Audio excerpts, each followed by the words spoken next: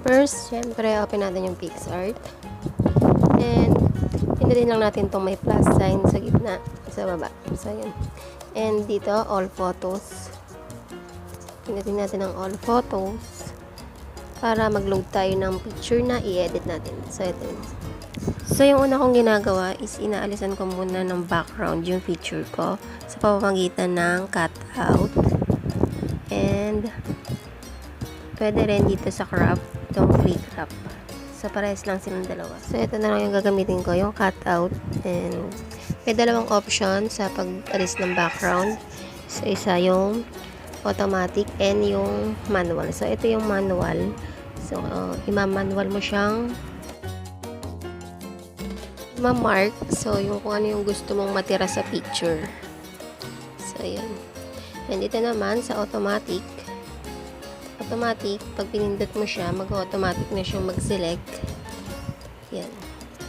So, may select yun na agad kung ano yung maiiwan sa picture. So, ayan. Yan yung parang matang icon dito sa baba. Ito yung preview para makita mo kung okay na yung background or ano itsura ng pagkakaalis ng background ng picture mo. So, ayan. Makikita natin meron dito sa gilid-gilid na may konting white pa. So, yun yung background ko. And, pwede natin siyang i-edit. I-erase natin. Pinutin lang natin yung may icon na eraser dito sa baba. And, palitan natin ang size. And, ayun. Saka natin alisin. Dahan-dahan alisin.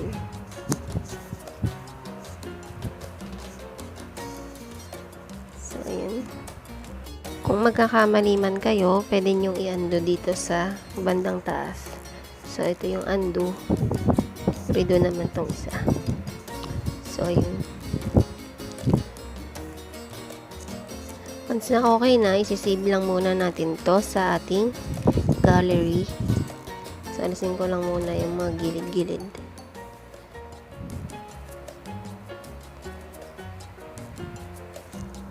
Ayun, okay na po. And, isi-save ko lang muna ito sa phone gallery ko. Pinutin lang natin itong save sa taas. And, itong arrow right or left. Right. Arrow like right. Tama ba? So, ayun. Ayan. Save to gallery na daw. And, pindutin natin yung done. And, pindutin ulit natin itong plus sign dito sa gitna. Kuhanin natin yung sinave natin na inalisan natin ng background. So, ayun. So, dito sa baba, may mga icon or tools dito na pwede natin gamitin pang edit ng ating mga picture. So, pwede natin i-explore yan pag kayo ay nag-edit. So, una ko kasing ginagawa is pinapalitan ko ng effect yung photo. So, palitan ko muna siya ng effect. So, pinutin ko muna itong FX. So, ayun. Once na pinindot natin yung FX, so dito lalabas yung mga iba't ibang klaseng effects. So, ayun. So, nasa sa inyo na kung ano yung gusto nyong effects na ilagay. So, usually kasi, ginagamit ko dito is yung magic. So, itong magic. So, ayun. Once na pinindot natin ang magic, meron ulit lalabas na mga option na pwedeng pagpilian na mga effects. So, lagi kong ginagamit dito is yung flora and rainbow, saka yung galaxy. So, gagamitin ko lang muna ngayon is itong rainbow. And yun, pagkapindot natin ng rainbow, dito pwede natin i-adjust yung level ng pagka-fade ng effect ng rainbow. So, ayan. Meron din dito mga choices kung paano ma-view yung effect sa photos. So, meron dito screen and lighten. Meron ding ayan, soft lights. So, ayan. So, ginagamit ko normal lang and i-adjust ko yung fade niya ng 65 para hindi masyadong makulay. So, once na okay na, naset na natin yung filter. So, tatap ko lang yung check sa gilid and para mag-effect yung effect. Next kong ginagawa is itong pit. So, ayan. Dito meron ng background. Nagkakaroon na siya ng background. And pwede kong i-adjust yung laki ng aking picture. And pwede ko siyang i-center sa gitna. So, ayan. Zoom in, zoom out lang natin yung screen ng ating cellphone. So, ayan. And dito, pwede mo ring pilian ng background color. Kung anong gusto mong background color. Kung black ba. So, ayan. White. Ayan. So, kung ano yung gusto nyo background. So, black muna yung napili ko. And, i-ayos ko lang ulit siya sa gitna. Once na okay na, pivot natin lang ulit yung check sa taas. Next naman is, lalagyan ko na siya ng style. And, dito yon sa sticker. So, click natin ang sticker. Ayan. So, dito, sa discover, lalabas yung mga sticker. So, kung wala dito yung gusto nyo, or yung style na gusto nyo, type lang natin dito yung style na gusto natin. So, example, itong draping. So, ayan. So, tip ko sa paggawa ng draping, or paglagay ng draping, so, kung ano yung background ng inyong photo, so, yan yung ilagay nyo, or yun yung piliin nyo. Like ito. Black yung background ng photo ko. So, ayan. Black din yung pinili ko para hindi na ako mahirapan sa pag-set ng, or pag-blend mamaya. So, ayan.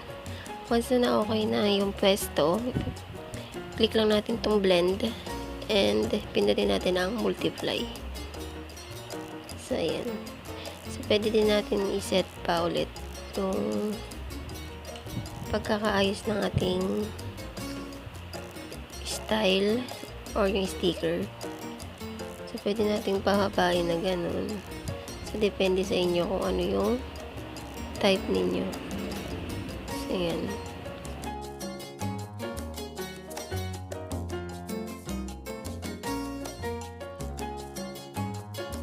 And isang tip pa, kung white background yung gamit nyo sa inyong picture, so, ang pipindutin nyo sa blend is yung screen.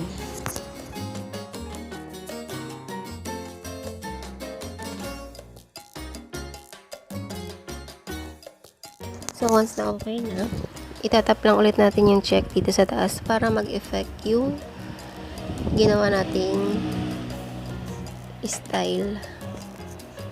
So, next naman, dito ulit tayo sa sticker. So, ngayon maglalagay ulit ako ng style niya. So, again, kung wala dito, so, ayan, i-search lang natin kung ano yung gusto nating style. So, ayan, pipili lang tayo dito kung ano yung gusto natin. And, itatap lang natin pag nakapili na tayo.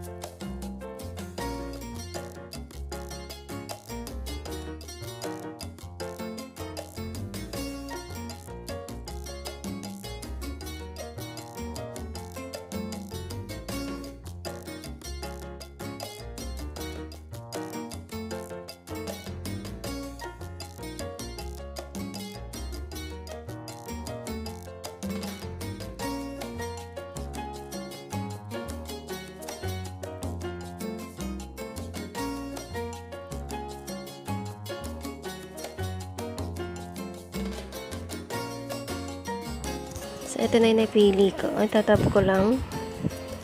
So, ayan. And dito, pwede natin siyang ipwesto. So, pindutin lang natin yung may arrow na ito. Parang C na arrow. Na, ayan, palikong arrow. Para ma-position natin sa kung saan natin gustong position. So, ayan. So, ipo-position ko lang muna siya.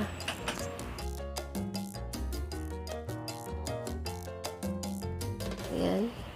And dito, i-erase ko lang yung konti dito sa may face part ko. Ayan.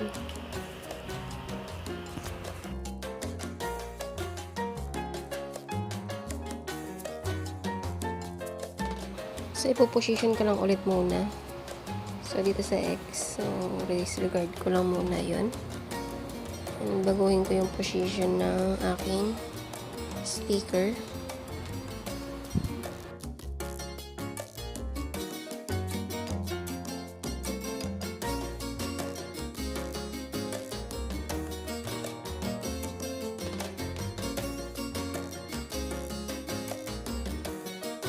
So, ayun, i-zoom natin para makita natin na maayos yung ating i-erase na part.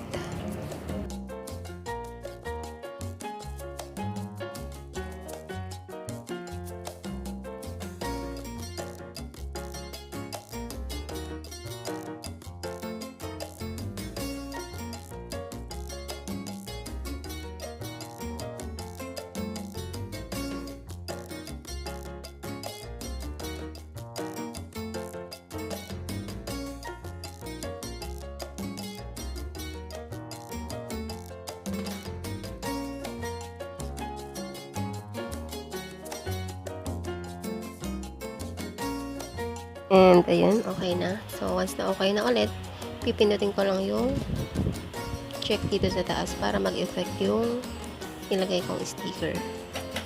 And, next, lalagyan ko ulit siya ng panibagong style. So, isa sticker ulit tayo. And, ayan. Lagyan ko siya dito ng flower sa taas. So, i-move nyo lang. Kung gusto nyo baligtarin, pwede naman. And, paliitin, pwede rin. Ayan.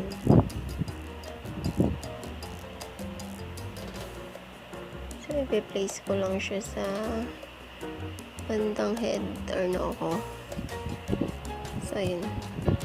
Once na okay na ulit, check ulit or itap ulit natin yung check para mag-effect yung sticker. Or para lumapat na yung sticker or para maging fix na siya sa pwesto ng pinaglagyan niya.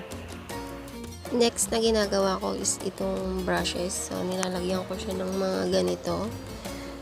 So, dito, yan, pwede mong i-adjust yung size. And, for example, itong star and moon. So, yan. Ganyan yung kakalabasan niya once na nag-select ka ng isa sa mga style and itatap mo yung screen. So, yan. Doon siya mag-a-appear. And, ang lagi kong ginagamit dito is yung heart. Itong heart. And, yung parang bling-bling or yung kumikinang. So, ayun. So, ayan, kinakalat ko lang sa mga part ng picture yung napili kong style and titignan ko muna kung okay ba tingnan. And kapag sa tingin ko hindi okay sa akin or hindi ko nagustuhan yung kung saan ko siya pinlace, so iaando ko lang and ililipat ko na lang sa ibang part. And ito ulit yung isa. So, ayan. So, set ko lang siya sa pinakamaliit na size. And, ikakalat ko lang din siya sa mga part ng picture or photo na to. So, ayan.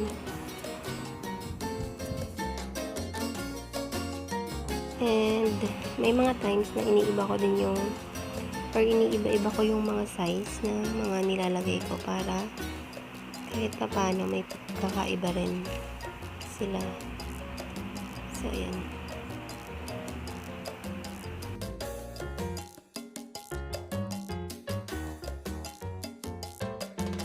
And again, after ko malagyan ng brush or mga bling-bling, so pipindutin ko lang ulit itong check dito sa taas para mag-effect or lumapat yung nilagay kong style, and tatap ko lang itong arrow left or right dito sa taas para mag-save sa PicsArt and also sa gallery ng phone ko. So ito na po yung aking edited na picture sa PicsArt, and ganun lang po kadali. Thank you for watching.